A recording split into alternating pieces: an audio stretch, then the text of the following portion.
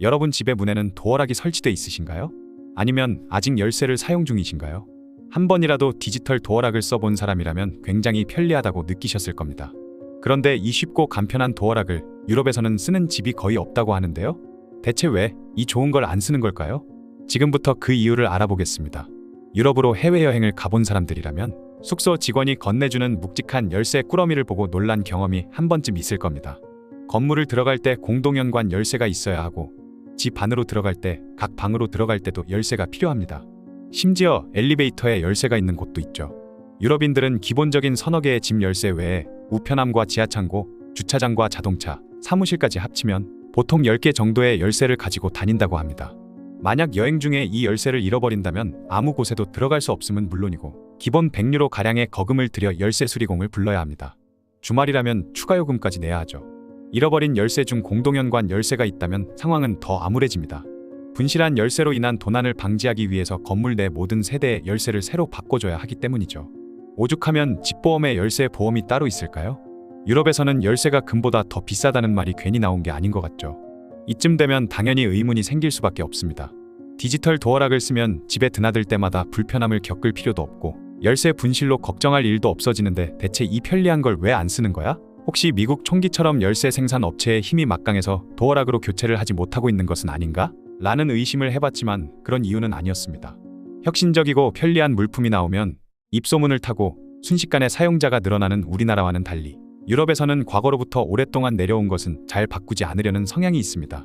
여전히 카드보다 현금을 선호하고 동네 전봇대마다 각종 광고나 포스터가 즐비하며 이메일보다는 서면으로 행정 업무를 처리합니다. 이러한 아날로그적 감성이 전반에 깔려 있다 보니 멀쩡하게 잘 되는 걸 굳이 왜 바꾸냐는 생각이 드는 걸지도 모르겠네요. 또한 주거 환경의 차이도 이유 중 하나가 될 수 있습니다. 아파트와 빌라 같은 공동주택에 사는 사람이 대다수인 한국과는 달리 유럽은 단독주택에 사는 경우가 대부분입니다.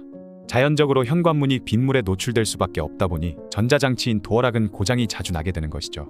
도어락 설치 비용도 평균적으로 5에서 15만 원이면 설치할 수 있는 우리나라에 비해서 유럽에서는 300에서 500유로 정도가 듭니다. 입이 쩍 벌어지는 가격이죠.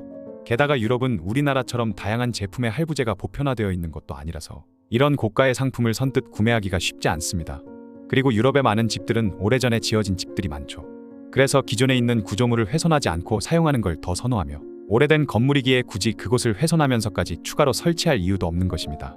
법적으로 보호되고 있는 건물의 경우 열쇠 구멍이라 할지라도 함부로 훼손하면 법적 처벌을 받을 수도 있습니다.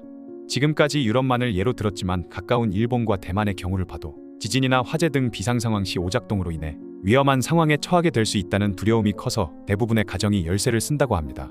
영상을 시작하면서 왜 유럽인들은 도어락을 쓰지 않냐는 질문을 던졌지만 현재 디지털 도어락을 쓰고 있는 국가는 한국과 중국 정도라는 사실을 봤을 때 질문을 왜 한국은 도어락을 쓰고 있는가 라고 바꿔야 되는 게 아닌가라고 생각이 들기도 하는데요.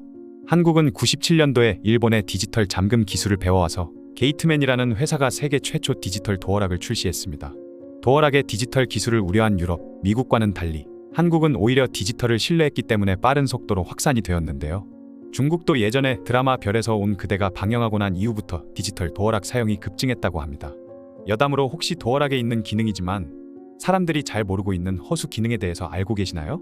허수 기능은 비밀번호 유출을 막기 위해 만든 것으로 내가 비밀번호를 입력하는 것을 누군가 엿보는 기분이 들 때 아무 숫자나 마음대로 누르다가 마지막에 제대로 된 비밀번호를 누르고 별표를 누르면 정상적으로 인증이 되는 방식입니다.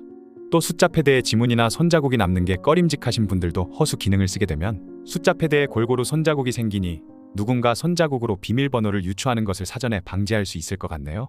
위와 같은 사실들을 종합해 봤을 때 유럽인들은 성향의 차이로 인해 디지털 전자장치에 거부감을 느끼거나 경제적인 이유로 아직 사용을 해보지 못해서 대부분의 사람들이 아직 열쇠를 사용하고 있다고 할 수 있겠습니다.